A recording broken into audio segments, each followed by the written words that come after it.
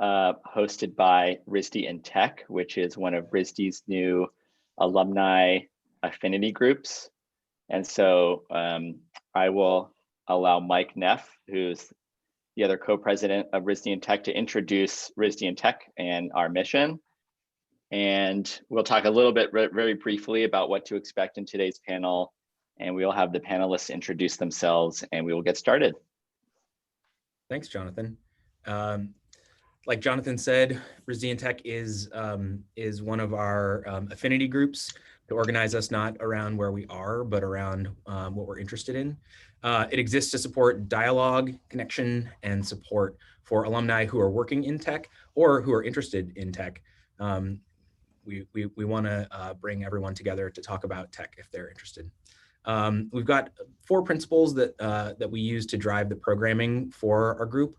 They are networking and inclusion, career opportunity and support, critical dialogue, and continued learning. I'll make sure that we share out a link later for you to be able to find that. There's a broader description on RISD's website. If you go to bit.ly/RISD and Tech, that'll take you straight there. You can also just Google RISD and Tech. It's the first thing that comes up. And so our programming today fits very much into that. We wanted to have a broad discussion about careers in design. I think with that, Jonathan, I'll hand it back over to you. Awesome. Yeah, so I think we're expecting about 170 participants today. That's really exciting.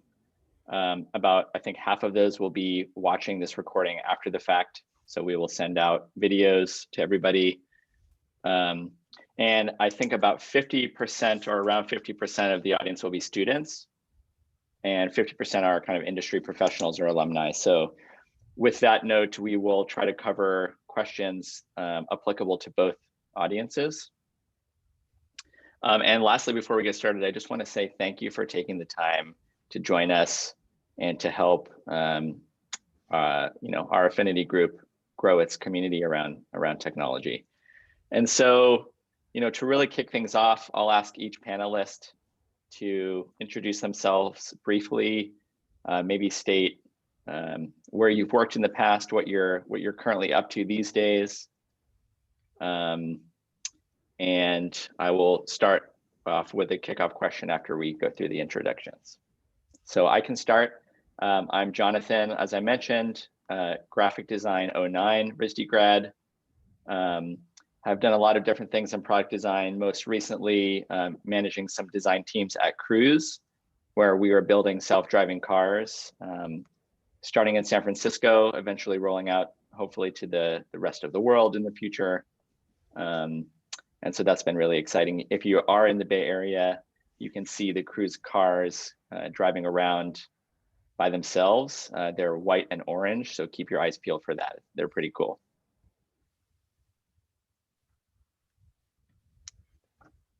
Who's next?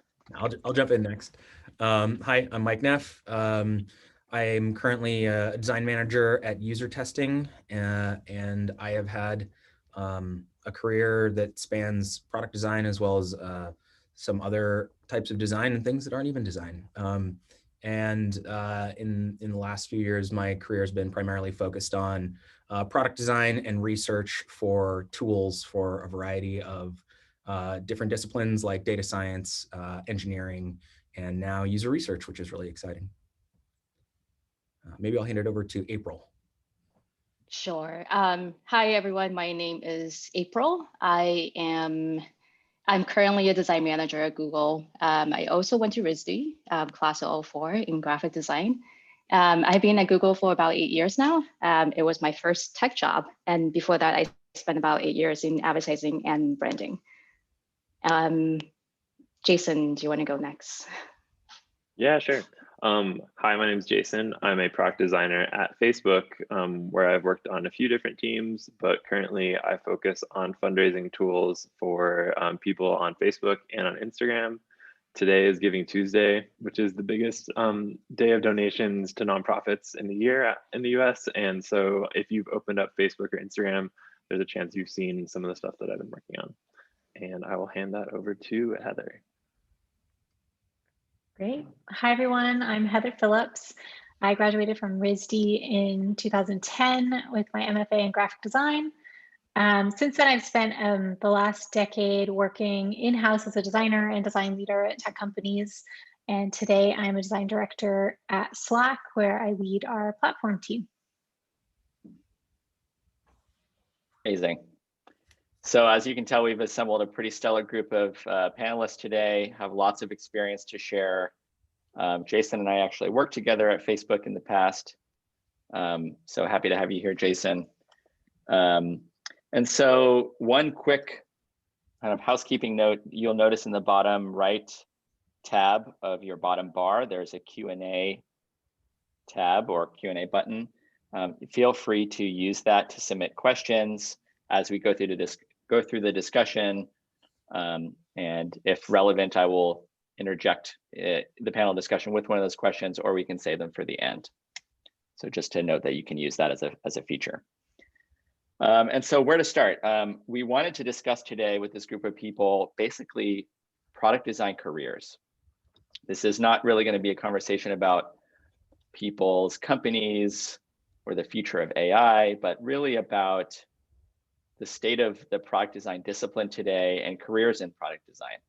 And so an opening question there is going to be, given the context of where we are in 2020, looking forward to 2021, all of the radical change that we've had to adapt to in our working lives and dealing with this immense change, I would love to understand how this year has changed your view about your career.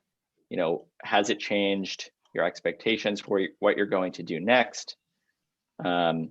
And very tactically, starting next year, are you making any changes because of working remotely?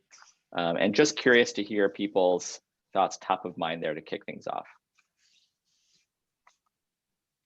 And I will note that I will cold call people if there's too long of a silence. So feel free to just take the floor if you feel fit. Yeah, okay, I guess I can start. So I think this is a pretty loaded question, Jonathan. I mean, I think 2020 is a pretty loaded year, right? So I think for me, so to give you a little background about myself, my team, I manage 12 designers, 13 including me. So when we all went into shelter in place and work from home, one of the things that I realized that was really difficult for everyone on the team is that the emotions are super high, right? There are just different mix of emotions every day when you go into our meetings. So I think what I discovered is that one of the effects of social distancing and working from home is that we're left with so much more time with ourselves. Like who we are as a person are no longer reflected in the people around us, right? So it's like, what do we do with all this time? So there's a lot of self-reflection. And it can leave everybody feeling very unsettled. And I think that's where the amplifying of emotions are really coming in. It's basically the joy, the sadness, the thrill, the anger, right? And the frustrations and the ease, just everything in between. So it's like, how do we solve that problem and how do we handle it? Because it's not going away. So I feel like this year is actually just more of a year of reflection, at least for me, because it's basically you're taking a pause to really understand who you are as a person, given that there's all these fires happening in the world, right? There's a lot of social unrest. There's a pandemic happening. There's the election happening in the US. There's a lot of just things happening. So I think what is really important for me this year is actually to understand more about myself, how I can actually lead a team remotely, and to understand my tendencies about what I'm like when I meet with the valleys and the hills of, say, a work life. So I have been managing for almost 4 years now. And most recently, I switched over from the IC ladder. I mean, if you're familiar with Google, we have 2 different tracks that you can go on. One is a IC ladder, one is a manager ladder. So it's a bit of an identity crisis to make that switch, to be completely honest. Just because I know my tendency is more back of the house. I like to do things behind the scene. So it's like, what should I do to be in the front of the house when it's required of me? So then I think for 2021 is actually to be uncomfortable, right? To accept the new challenges about how do I embrace uncomfortable opportunities, and to actually be in the front of the house when my team needs me or when it's required for me to make that decision in a work situation. Yeah, a lot of great points there. Two of them I've starred. I want to come back to. One of them is the IC to manager transition. I was managing as an IC. One thing I want to pick up on and then offer to the rest of the group is, sorry, say that again. Oh, I was saying that I was managing as an IC for the past 4 years. It's the first step, official step. So I'm sure a lot of you in the audience can relate to situations like that, or maybe are questioning that move themselves in product design. So yeah, that's definitely an area we should focus on today. But in terms of two things you said, one is having extra time, maybe saved because you're not commuting, or maybe you feel like you don't have extra time because you just fill your whole day with Zoom meetings. When do you get anything done? And the other thing you said is reflection. With that extra time, you have a lot of time to reflect about you. You're spending a lot of time alone on Zoom. I'm curious if anybody in the panel feels like they've come to a reflection this year that is they're taking action on, that they're looking to next year and saying, I want to make a change to management, or go back to IC, or maybe leave tech, for example. Anybody have any interesting reflections because of the time that they've had them for themselves this year? I feel like for myself, I really I never thought of myself as someone who would work from home and enjoy it, but I actually have really enjoyed it. I mean, there's a pandemic, and I know there are a lot of downsides and a lot of bad reasons why I'm in this situation, but it led me to reflect on what sort of community do I want to surround myself in, what environment do I want to live in, not just my work life, but outside of that. And I actually moved from the Bay Area back to Colorado, which is where I grew up. And so for me, it was a big change because I've always thought about Silicon Valley and the Bay Area as being the place I want to be, because I want to be around these big tech companies. And so I think this reflection on myself and realizing well, this might not be where I want to be. I actually do like working remotely. And I think it's the big companies also reflecting and realizing that in order to keep people, they're going to need to be more flexible about where those people are located. And so I think that change in the industry has been aligned with my reflections and what I want in my life. And real quick follow-up, Jason, do you feel like the discipline of product design is uniquely suited to working remotely? Have you found that to be the case where you haven't suffered in any way, or, obviously there's been positives and negatives, but just overall, I'm curious to hear your thoughts. Yeah, I think one advantage of being a designer and working remotely versus being, I don't know, any other discipline is that a lot of our communication can come from visual storytelling, whether we're sharing designs or a prototype or a video. And I do think that is one thing that designers are uniquely positioned to do, is that we can post in Slack or we can post in a group and just sort of share these designs. And I don't think if you're maybe a growth marketer or some other job that comes as easy for you, or that you can make something as compelling. So for me personally, I think that design, does have that little advantage. Awesome, thanks for answering. Mike or Heather, I'm curious to hear any of your reflections on or better uses of time that you might adapt going forward. I don't. I think one of my reflections is I've spent a few years working semi-remotely, doing consultancy work, where I was on site for part of my work, but off site for the majority. And all of my management work has been done on site. And so one thing that's been really interesting, I joined user testing actually on the first day of shelter in place in San Francisco. So I've actually only met two of my coworkers, and they are my boss and my boss's boss in person. I've actually never met any of the people that I manage in person. And it's really interesting. I think that the managerial toolkit is a little bit limited. Certainly the thing that I notice that is limited when working solely remote is I don't have like a general sense of how everyone's doing. Like I don't necessarily get the chance to see every one of my reports every day in this remote setting. And there's a lot of information that is just sort of ambient information as you walk past someone's desk.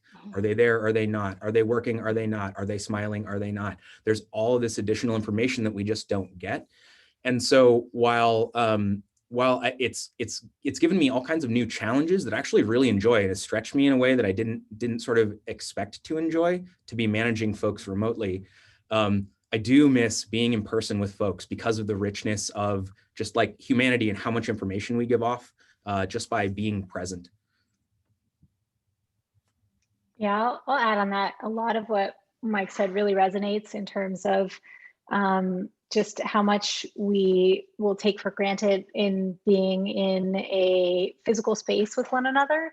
I can add a little bit of a different dimension that I think will become a reality for a lot of folks, which is that I conducted my job search entirely remotely and joined a new company entirely remotely. Which was super challenging, both, you know, if you can imagine when you have interviewed for jobs, just those same ambient clues of like, what is the office like? What is the culture like? You're missing out on that.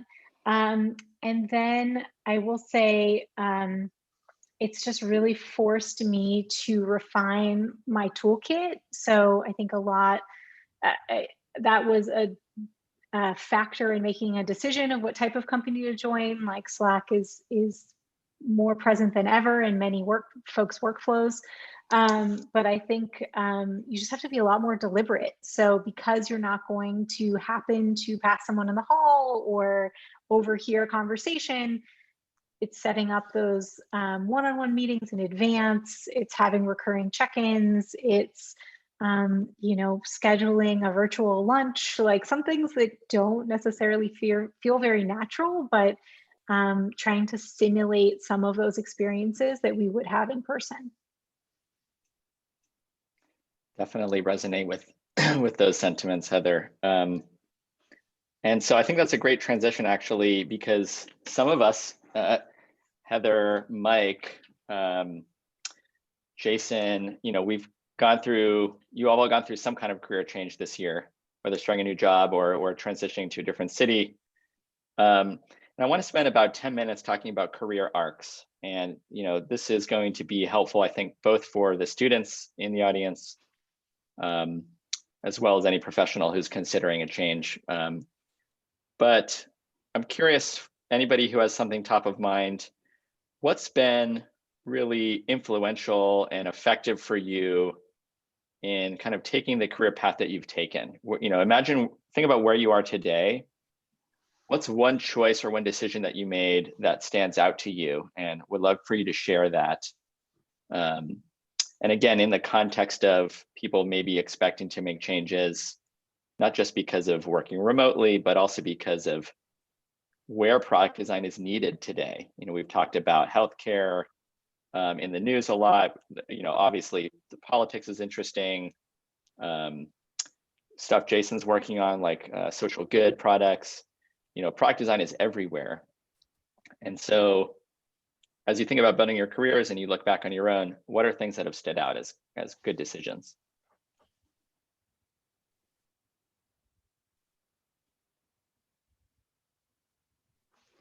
I'm happy to talk. Go ahead, sorry, April. go ahead. No, go ahead. I was just gonna say, I made a career transition. I didn't start working at Facebook as a product designer. I started as a data analyst, which is pretty far from what design is. Like, I work with data scientists and they're great, but definitely not like the day-to-day is very different. But I think like when I got that job, I didn't think I could be a designer. I didn't go to RISD. I didn't mention that before, but I didn't go to RISD. I didn't study design. And so design always felt like this thing that, well, one, I didn't know that you could be a professional designer. Like, I didn't really know that was a thing until I started working at Facebook and learned that there were designers. But I realized like on the weekends I was spending my time building websites and doing these things on my own, but I didn't think I was doing it in like a good or professional capacity. But I knew that I wanted to do that. Like that was fun. That was the stuff that I enjoyed.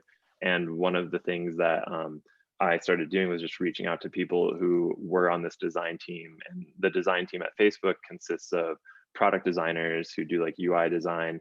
There's, we call them content designers, and they write a lot of the content that you see. And we also have UX researchers. And I didn't have the skills to be a product designer yet. Like I'm very confident that I am not a writer. And so UX research was something that I actually had a little bit of a background in and some of that skill set for. And so I started reaching out to people who were researchers and learning what their background was, things that they did that they look for when they're hiring people, and just sort of expressing my interest. And I was eventually able to make the transition to UX research. And I thought that would kind of be like where my journey with design stopped, because I had finally made it to the design team. I knew that I didn't have the interaction design skills to be a designer. But the more I worked with designers, the more I realized like, oh, they're not that much smarter than me. I think I can do what they're doing. They tend to have like that hard. more, yeah, like they have more familiarity with the tools. They might have more experience, more exposure to all this different stuff. And so I had a manager at the time, and to Jonathan, to your question about like what was really influential, is I remember having a review conversation with this manager, and he's like, why? He's like, you don't want to be a researcher. Like, why don't you go be a designer?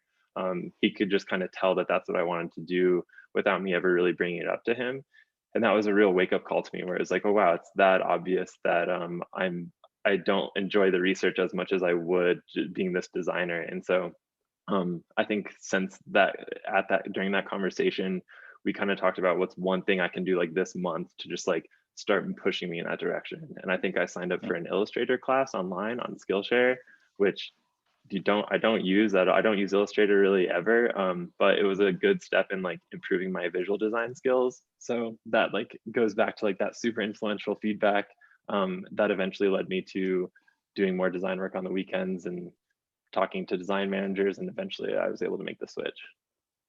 So I love that, the mechanism of focusing on like one side goal or personal goal a month. Super relevant to today as well. Yeah, I think it's really hard if you think about like, oh, I want to be a product designer tomorrow. Like, how do I do that? But if it's like, oh, I want to learn how to use Figma. I want to learn how to use Sketch. I want to just do this like one small thing that you can do, even if it's download Figma on your computer. It's one thing you can like cross off your list for the day.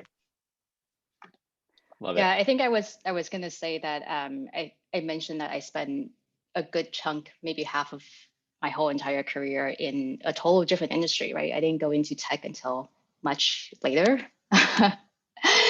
So when I was in branding and advertising, I think I was looking for something and I couldn't really articulate what exactly I was looking for.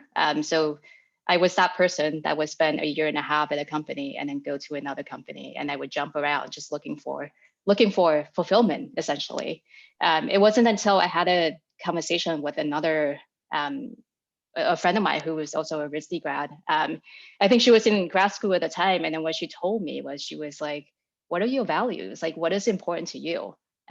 Instead of going after these company because you think they do good work, like, why not think about what's important to you, right? And that, I think that conversation completely changed my outlook on how I go about in looking for a job or looking for a company to work for. And then that really comes down to, like, I think there are 6 motivators. And I think at the time I didn't know about these 6 motivators. And it wasn't really until like maybe this year that I discovered what they were. So this is like, I think we use this at Google quite often. So the 6 motivators are basically the things that people find important to themselves. And it breaks down to autonomy. So the desire to be self-directed, mastery, the urge to gain or increase proficiency in something, purpose, so making a contribution to something bigger than yourself, influence, status, and resources. So then I think it really comes down to like knowing who you are and what your values are. And then that would actually change the course of, say, your career. And then recently I came across this book that I I found fascinating. I've been recommending it to everybody on my team. It's called Managing Oneself by Peter Drucker. So what he's really, I'm glad that that some Drucker literature for product designers. I love that. So what he's really coming down to is like, it's super simple, right? We're either a listener or a reader, is to know which one you are, and then how you can actually prepare for all the different circumstances and say work environment or in life, how you actually can overcome, because it's hard to be both. And then it's about knowing who you are and then how we can actually progress, knowing that piece about yourself. Yeah, I mean, absolutely. Go ahead, Heather.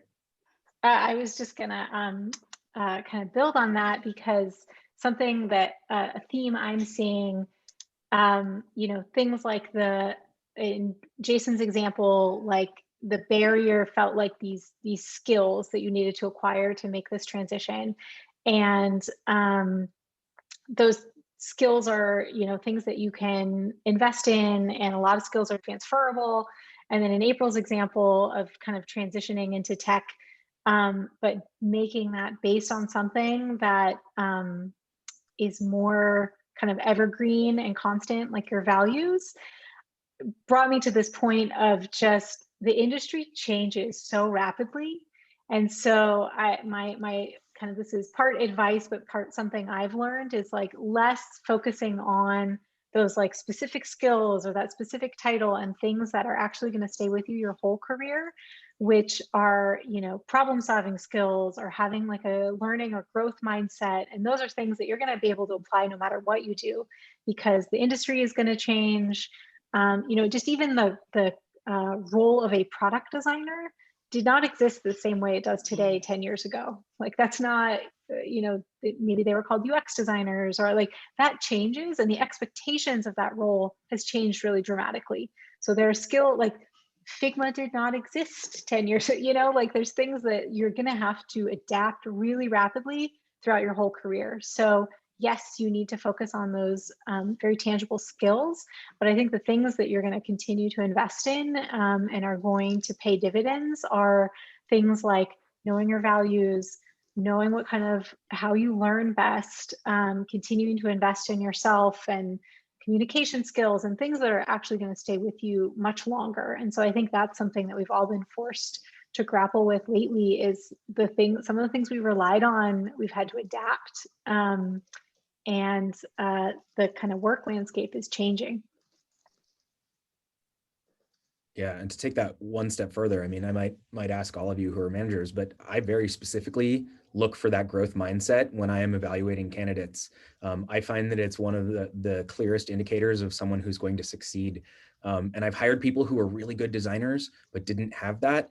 And I have found that, you know, in the same way that they don't succeed as much. They're really good at that one thing.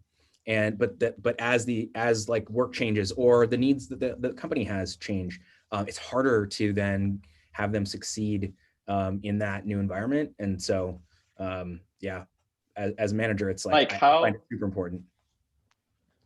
How would you describe for somebody to display or showcase a growth mindset in an interview? How do you have that come across? Yeah, I mean, I think like Jason did a great job of showing it just now, like talking about like the desire.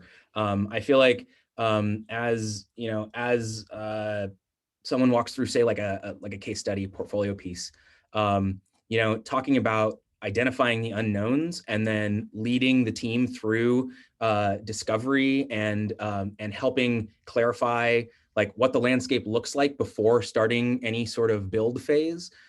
Before starting any sort of design. Like when I see that, I love it. I mean, like when I hear designers, I also love when people do not self-select into a lane. When I hear designers say, yeah, you know, I realized there was this problem where we needed this new thing and we didn't have that technology in our platform yet. So I went and did some research to see what the options were, because that helps me better design the solution. And then I can have a more rich conversation with the engineering partners that I have during discovery. Whenever I hear any of those sort of like breaking out of the lane or showing those examples as part of any like a pretty normal work process, that's usually a good indicator, because when it's part of their process, that's something that I'll expect to see repeated. Yep, that's a good summary for sure. And I would also say, for those of us in the audience who are looking for a first job in tech, whether that's student or someone like April's background working in branding or marketing and wanting to join a tech company, the examples that we've already discussed, for example, doing some research about a topic that you're passionate about and suggesting a solution, maybe in a mobile app or creating a website, even if it's a half-baked product idea, or if you get really excited and you turn that into a month-long project, like Jason was talking about, while learning a new tool. I personally love to see side projects in people's portfolio, and oftentimes we'll ask them to go even deeper into those, because that's where they're able to really showcase their passion, and you're motivated to do all of that extra work and all of that extra thinking. So if you resonate with the idea of transitioning into tech, if you're excited about that, design an app. And that's actually where I want to transition to the second half of this conversation, which is really about navigating change in the career sense of the word, or career sense of the term. And so I've circled a bunch of things you've all have discussed. Who are you? Understanding what you're passionate about. April, you talked a lot about that. Doing side projects, we just spoke about. Heather mentioned how quickly the industry changes. So you can stitch all of these topics together, and we can look ahead at the industry of product design and how everybody is thinking about their career. And one of the interesting things I think we can discuss is, how do you strategically position yourself for that future in your career? And Heather, I'm going to start with you, because you've had some purview looking at the VC space in design. There's an opportunity that is open for designers now that maybe 10 years ago wasn't so open, which is, hey, you're a designer, go start your own company. Thanks, Joe and Brian from Airbnb, for paving the way for designers.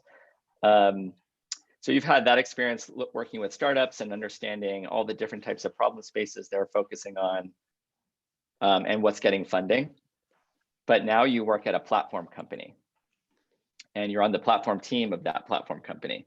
And so how do you think about joining a startup or joining a marketplace company like Airbnb, or being a systems, specializing in systems or platform, or even something like, the space I'm in right now is AI. Like, I have a question, do I want to specialize in AI?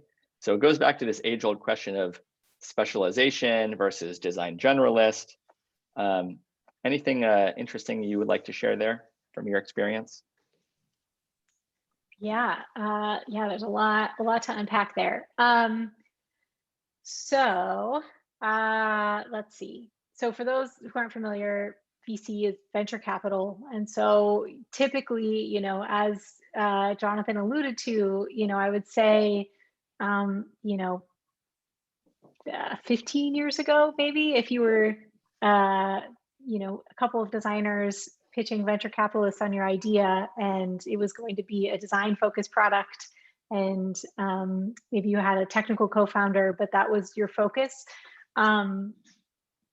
Maybe you wouldn't even get the meeting, because that was so unheard of at the time. So I think that is changing. And I'll speak to that a little bit, because I think my path there was unique in that I spent about 2.5 years working with a design-focused venture capital firm called Designer Fund, which exclusively was investing in designer founders and products that were bringing design to industries where it historically had been lacking. So healthcare and finance and enterprise products. And that job that I wanted did not exist. However, I was really interested in the work that they were doing and approached them and pitched them on ideas that I had that were things that I wish I knew when I was a designer in a startup without any resources at my disposal or design mentorship. And so in essence, created a role for myself there. And it was very fruitful because I was able to look inside how design teams operated across a large number of organizations. So I would say that the trade-off, there's a couple of things you brought up, Jonathan, kind of the trade-off between like a startup versus a bigger company. There's also, doing more generalist work versus specializing. I would say earlier in your career, it behooves you just to have that experience, and it's going to be different. Startup environments are very fast-paced and sink or swim, and you're learning a lot, but it is less structured. So I think knowing yourself and knowing whether or not you would thrive in that environment is really important. In those environments also, I think it behooves you to be a generalist because there aren't as many resources at your disposal. And so you are having to run an end-to-end design process of, problem definition and research to, product design to visual design, and maybe you're even involved in shipping a product and thinking about branding and marketing. And can be really valuable. But I would say I wouldn't actually be too focused on exactly what type of company. I would say there's value in, you have to start somewhere and see. I will say that there is a potential risk if you are very focused and spend, the majority of your career in one space, that maybe crossing over later could pose some challenges. But like I said, I think things are changing, and if you exemplify that ability to adapt, that shouldn't be an issue. And I will say also, as someone who has been a hiring manager, I think that there is kind of a holdover from a more outdated mindset that like you don't want to jump around too much, and it's going to be a red flag if you don't have this consistency in your resume. And I would say that in my view that is outdated, and that actually if you've been able to make these crossovers and learn and adapt, like that growth mindset Mike highlighted. Seeing someone like Jason, if I were a manager and looked at that and heard that story, that it's like, hey, I wanted to cross over and learn this new skill, like that's really valuable. So I wouldn't think about that as being a hindrance or think you're going to get pigeonholed and not have options down the line. It really is about kind of like positioning and storytelling and figuring out what you want out of your career. And I'll throw some of Heather's statements to the kind of Fortune 100 long-term tenured folks on the panel, April and Jason. What's kept you at your companies? These are two of the biggest, most influential design companies in tech right now, doing lots of impactful work, and curious how you might respond to some of the things that Heather said in your own reflection about why you've stayed at Google and Facebook. Jason, you want to go first? I can. I think there's two things that have kept me at Facebook for as long as I've been there. One is just constantly, when you're at a big company, one of the advantages is there's just this diversity of problems that you can solve. So I've jumped from team to team for a really long time until finally landing on the team I'm on now, again, where I work on fundraisers on Facebook and Instagram. And I think that this is finally the team that I found where I'm like, okay, they're doing work that I am aligned with. I'm really excited about it. And there's just a lot of problems to solve here because this is a relatively new team to the company. So yeah, for me, it's been just never really getting too bored, because if I ever get bored, there's always something else to jump to and like a new skill to learn on a different team. Yeah, I think I would say the same. I mean, Google is huge, and then every team, it's basically made out of a bunch of different companies within a bigger umbrella, right? Like every PA is run differently. Some are more established and some are more along the line of startups. So you basically, you could get an array of super diverse environments within the same company. I have actually only switched team once at Google. I was on ads for 5 years, and then I switched to Chrome OS about 3 years ago. And echoing what Jason was saying, that there's just an unlimited problems that you should be solving. So the challenges are always going to be there. It just depends on the different levels of challenge. And that's really what kept me here for the past 8 years. You guys have similar tenures, I think. Jason, how long have you been at Facebook? For 9 years. 9 years. A lifetime. Awesome. And Mike, you've recently joined user testing. Curious to hear your perspective on being in a smaller environment right now and a SaaS company. Yeah, well, actually, for me, user testing is a bigger environment. You know, as I made this transition, I had worked for a number of small companies. I think the largest had gotten to just under 200. And I had done that a few times in a row. And for me, a big part of deciding how to make my next move was sort of identifying the things that were important to me and using that rubric to then evaluate companies instead of, you know, it was touched on before, instead of saying, oh, that's a cool product, or something along those lines, really evaluating the things that I was interested in and using that to help me make my decision. And a lot of that was, I wanted, you know, growth mindset. I guess this is, you know, I like hiring people like me. We're all biased, right?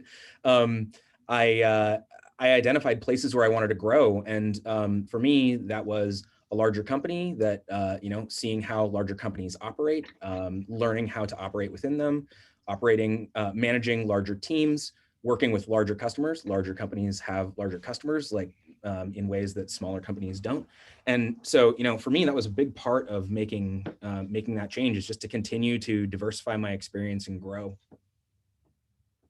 Yep, love that. And I think I'm going to come back to something you said at the end for closing, but we have about 15 minutes left, and I'm going to take a couple of the questions really quick. And if anybody in the audience has any additional questions they want to throw to the panel, I'll take those as well. So feel free to do so. Martha is asking, what does PA stand for? I believe that's Google for product area. Is that right, Yep. April? Yep. Okay. Different orgs. Sorry. Different orgs. Yep.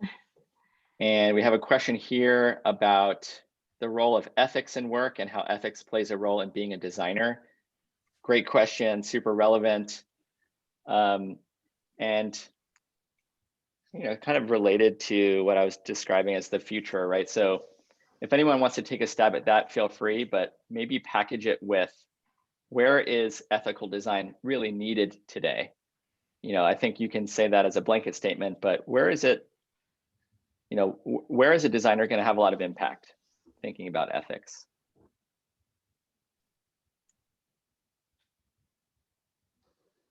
I think one thing I'd say on this is early on, I think Heather mentioned this earlier, like product design is a relatively new field and it changes a lot. But early on, I think it was like you deliver the UI and the engineers build it, and that's kind of the end of your job. And I think like the longer I've been a designer, the more my time has like drifted away from like focusing so much on like the pixel details of something and actually thinking about like the strategy and questioning like whether we should be doing something or where our efforts should be focused. So I think things like ethics, like those like kind of like soft skills, I think are going to become more and more important for designers like going forward. Do you feel like designers actually get to make ethical decisions in companies? Like I'm curious, in practice, what does that feel like? You know, how can you actually execute on the mission of being ethical as a product designer? That's for anybody. I have a thought on that. Oh, no, go ahead. Go ahead.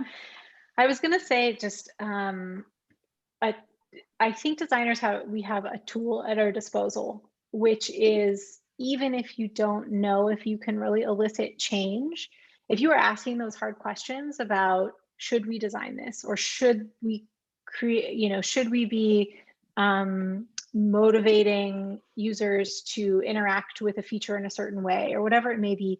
I think what you can do to help pose those questions is actually visualize that and those implications. And that's going to give something really powerful to present. And maybe you have to find the right audience, but I do think that it feels a lot different than just like posting a message or flagging something or like, hey, did we think about this? To be able to say, hey, let me show you, like if we are incentivizing users to do X, let me show you what that looks like. And let me show you what a worst case scenario could look like. And I just think that that's something to think about. Like, do we have influence? We have some tools at our disposal that I think we can make some pretty compelling arguments. And so to just take that into consideration.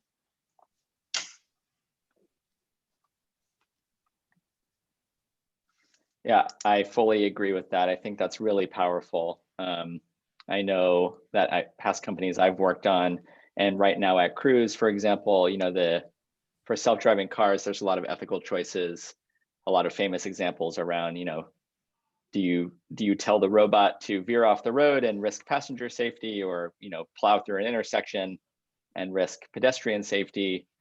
And so I do also agree that prototyping the experience in the vehicle and we worked on this problem, was the fastest way to elicit reactions from key stakeholders in the company, like the executive team. We're putting that in front of them. They get to experience it viscerally as a human, not as an executive. And that was a really good leveling of the playing field that enabled us to have a good discussion. So thanks for bringing that up, Heather, for sure. Jonathan, I'm going to keep. Can I add one thing quickly? Please, yes. It is that I think it's critical for those of us who have the luck or what have you. If we find ourselves in the position where we have the agency to bring that to the larger audience, to set principles, to guide that discussion. Like if you find yourself in that position, I think there's an ethical imperative for us to bring that up as well. I think, earlier in my career, it was really hard to have those kinds of conversations. And I was honestly afraid to have those conversations as someone who just wanted to have a job. And as I have moved up the ranks, I feel like it's really important, and I drive those conversations whenever I can, where if something feels like a dark pattern, if something feels like we're making a decision for the business, and it's not for the business and the user, it's not that symbiotic decision, that we don't just assume that that's okay and move forward. And I have to remember that, like, I have the that benefit, and not everyone does. And so I take it really seriously. Yeah, that's really great, Mike. I really appreciate you sharing that, especially on the dark patterns. And we have a new principle at Cruise I can share. A lot of companies have internal company surveys every year. You could be a startup or a big company and do this, where executive teams get feedback from every employee. And one of the new things we're doing at Cruise is we have a principle that people should be able to speak their mind without fear of negative consequence. And we've actually articulated and codified this as a principle, so that if people feel like there's ethical boundaries that are in question, or if there's other ways to do things, they can feel free, even as a new employee, to speak up, and they're actually encouraged to do so. So we have a couple extra questions in the Q&A thread I'm going to ask. They're really, I think, all really good. Really quick, I'll take. We have somebody who has been doing conceptual graphic design work, and the question is wondering, could that conceptual work at RISD attract the attention of tech companies? I think this is a great question, very relevant to a lot of people in graphic design or like digital media backgrounds. The difference between the academic discipline and what companies need today. Yeah, I would say definitely. Fellow GD grads. Same. I will say, I'll point out two things. One, I think tech companies are much more open to it now than I think they were a decade ago. And I would say the kind of tool that I, deployed for my own work that was much more, I think RISD just in general, the output is much more conceptual than I think more professionally focused schools where you're doing more like real work. That you're applying it to real world problems. I would say it may require like a translation. Like I think you need to bridge that gap for people that you're showing the work to sometimes to explain. Just I think like realize that the academic context in which you might be talking about this work is very different for this audience, and so you're going to have to think about kind of like a shift or a translation for that audience, and maybe bridge some of those gaps of saying like, and this relates to the type of problems you're solving because like you might need to help them along because it is really different than what they're accustomed to seeing and the problems that they're solving day to day. But that's not to say that I think that makes your skill set even more valuable. Yeah, I totally agree. And I also think that there are a lot of disciplines within product design, because I mean, there's a lot of different areas you can go into. Just within UX, there's visual design, there's motion, there's also art direction, creative direction, there's interaction designer. There's a bunch of different disciplines. So it really comes down to what you would really want to do. And I think what I have always thought RISD was great at is actually train you to be thinkers, right? It's the foundations that really matter. I think everything else is, you can learn that on the job. And I mean, I would say that's how I did it. I was a GD major back in the early 2000s.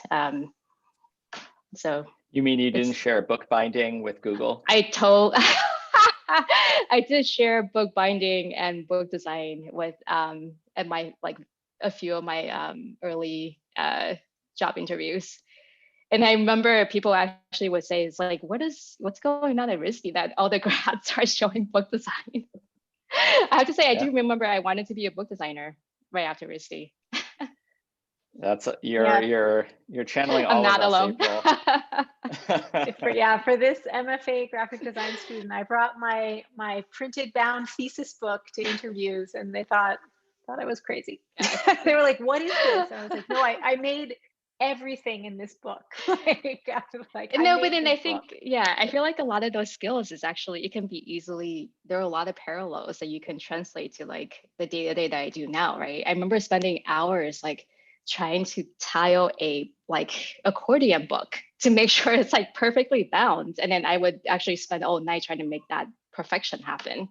And then it's about the, like, it's about the attitude, right? It's like if you can carry the same attitude, the same dedication that you are showing attention to a accordion book to say your job, that's really what it matters.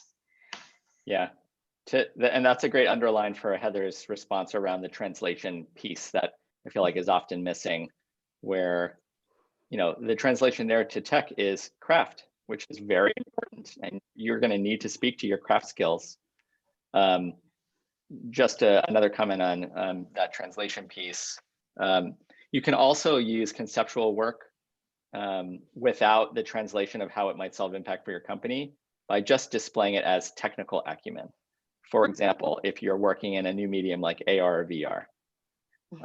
So, I think either one of those is appropriate, but pick one, right? Frame it as these are the technical skills I have, or I can use this conceptual work to also be a problem solver that drives business impact. Because I think categorically interviewing at most companies, you're going to have to present 1, 2, or 3 projects.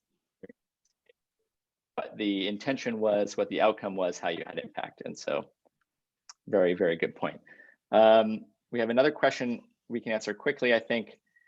Views on the IC versus manager track. We could spend a long time talking about this. Does anyone want to give like the definition or how they are, how you can think about them within tech? And then of course, if there's more questions about this, this is a good time to really quickly plug RISD and Tech. Join the LinkedIn group. you can actually join the group officially on the RISD Tech website, and we are happy to talk to you at length in those forums as well. But it's a loaded question. Can yeah, I just maybe just give a definition. Can I call out the assumption here is that you're choosing either or? I think April already mentioned that she spent a fair amount of her management career technically titled as Being an on the IC ladder. but doing IC work and management together, and that's a really it's a challenge. That's tough. Yeah, it's a hard thing to do. But I think what is important to note here is that management is not always the answer for everyone, and it's also not the only path, right? You can stay in IC forever if you want, if that's what your passion calls for. So it's really about what you want to do. And then I think for me is I actually enjoy managing despite my own identity crisis of wanting to be called an IC. But yeah. Yeah. I think like a nice succinct answer is like, try it. It's not going to define you. You can try one path, and if it's not for you, you can go back. And you can go back and forth. You can go back and forth. Go back and forth. I've People seen do it all many the time times in resumes, like and senior folks, really senior folks. Mm-hmm. So don't be afraid. If you're interested, try it. It's actually, so I would say managing it's a lot of mental power to actually manage. Like you yourself need to be 100% all the time in order to coach, right, and mentor somebody.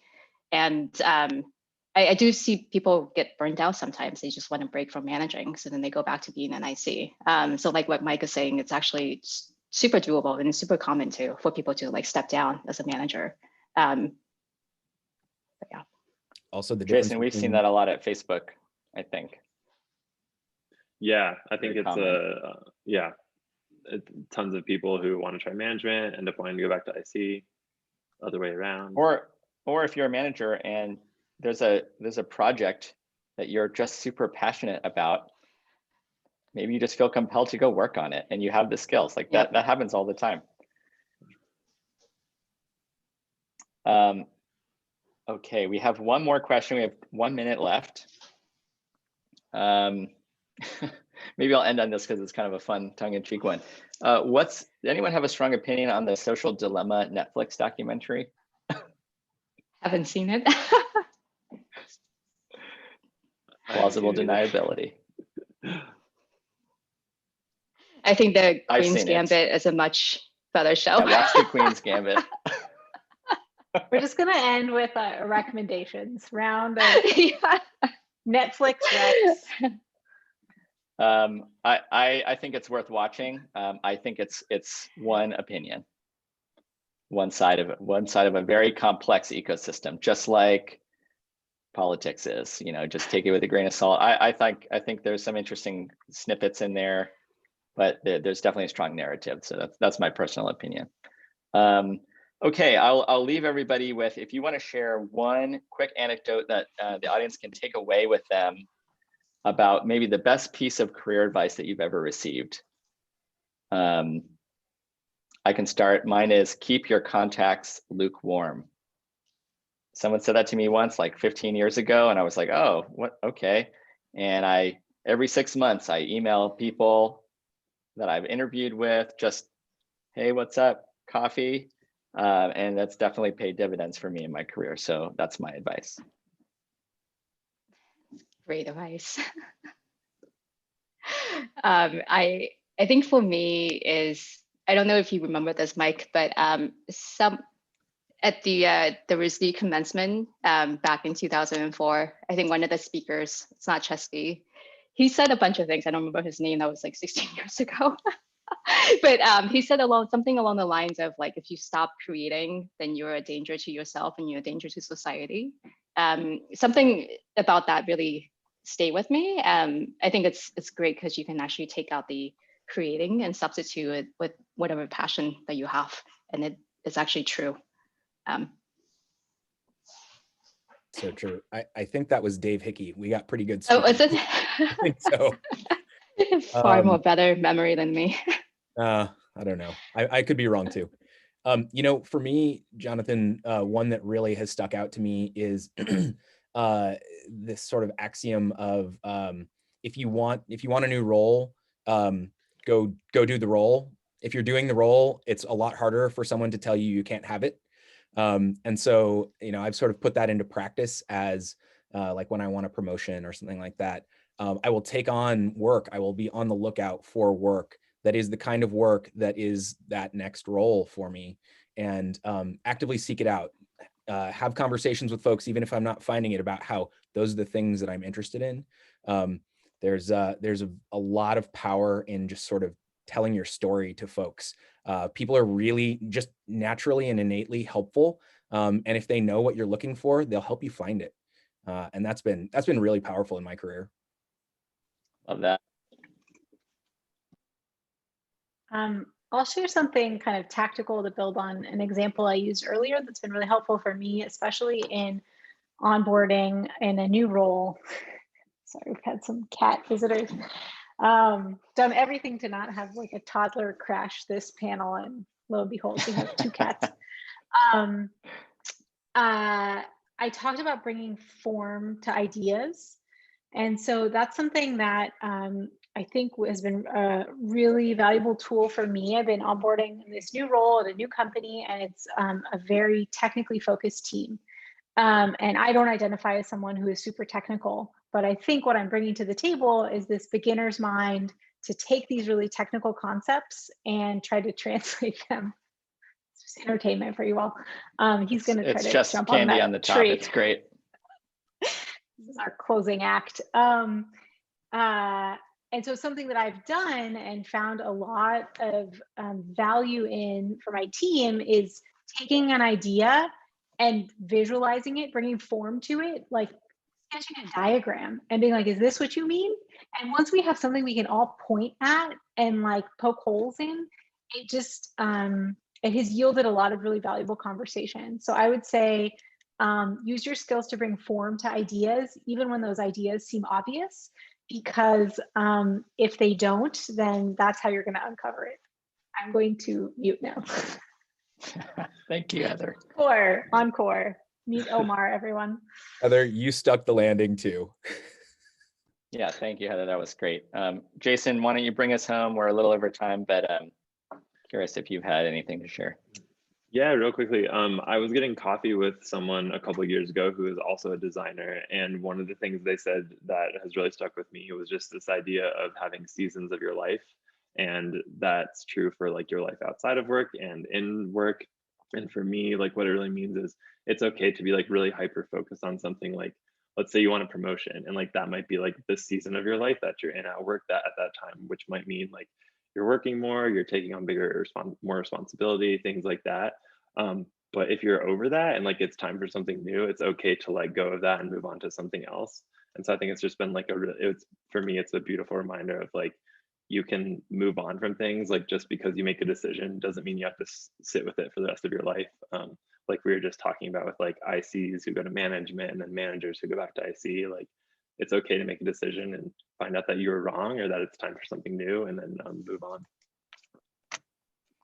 Yeah, I mean, that's like the perfect theme for us to bring into 2021. Nothing is immutable. We'll all adapt. Really love that advice. Thank you to all the guests and participants. Thank you, panelists, for sharing your career wisdom and opening up and sharing stories. Join RISD in Tech if you want to get notified about more of these. And everybody stay safe out there and have a healthy and happy holiday coming up. Great. Thank you for hosting and having us. Thank you. Thank you, Jonathan. Thanks, everyone.